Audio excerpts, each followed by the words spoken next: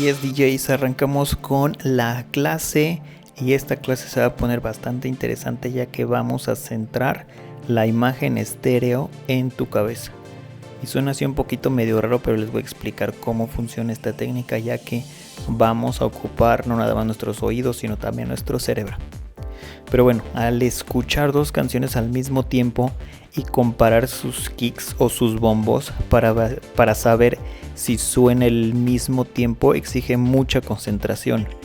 Normalmente tu cerebro no se encuentra en situaciones en las que debas escuchar y reaccionar a dos cosas al mismo tiempo. Así que lo primero que haces es intentar cancelar una de ellas.